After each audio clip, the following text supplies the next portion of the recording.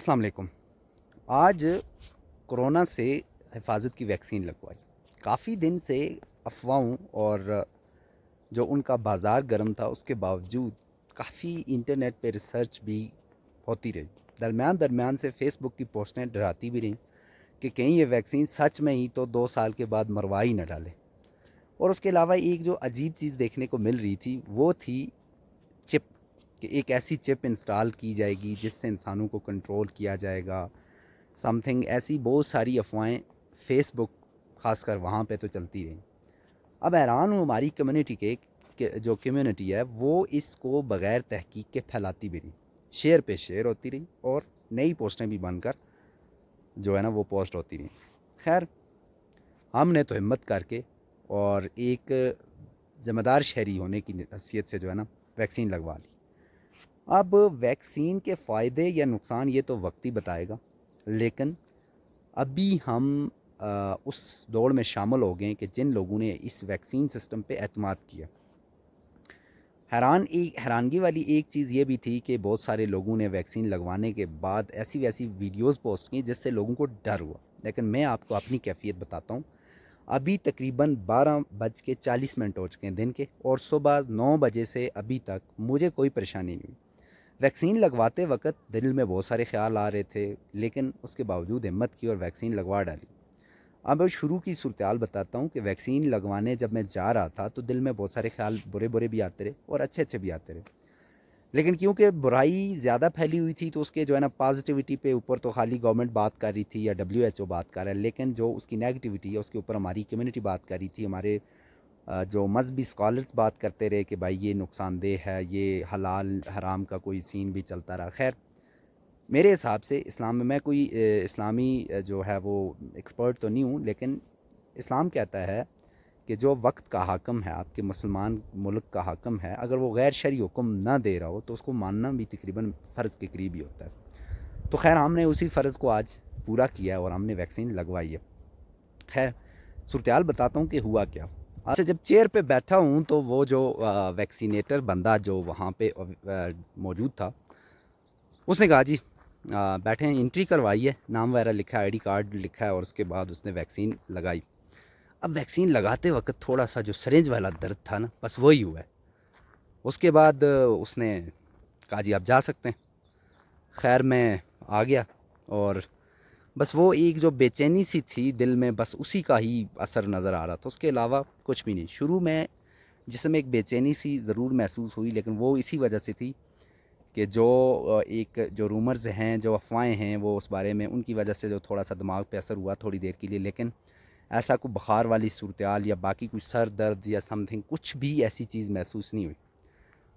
तो खैर, मैंने अपने दिल को तसल्ली दी कि भाई ये फ़ायदे वाली चीज़ होगी, इसीलिए करोड़ों अरबों रुपए ख़र्च करके गवर्नमेंट ने ये एक सिलसिला शुरू किया।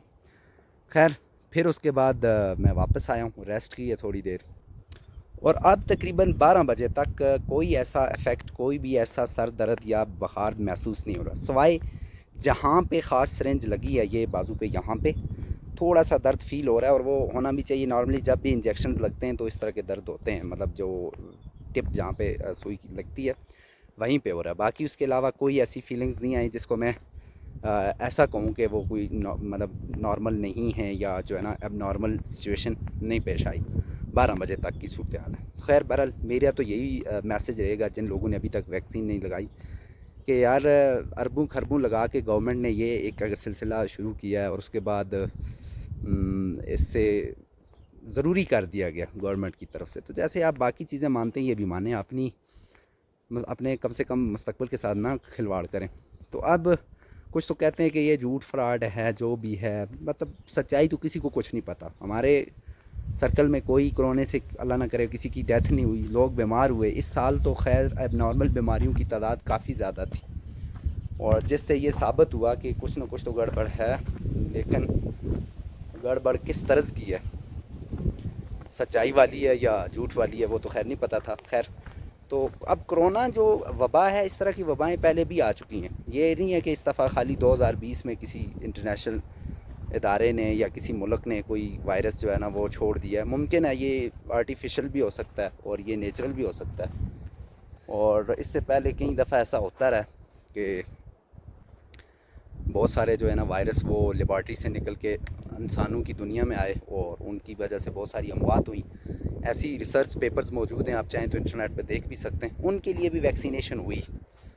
اور اب اگر ہسٹری کی بات کریں کہ ویکسینیشن اس سے پہلے کب ہوئی, اور وہ ریسرچ پیپرز کے حساب سے سب سے پہلے جو سلطنت عثمانیہ کے دور میں ویکسینیشن ٹائپ کی چیزیں, مطلب ایک ایسا سلسلہ شروع ہوا کہ جب لوگوں کو کسی وبا کے خلاف جو ہے وہ باقاعدہ دوائی دی گئی, مطلب ایک حکومت کی طرف سے, ٹھیک ہے.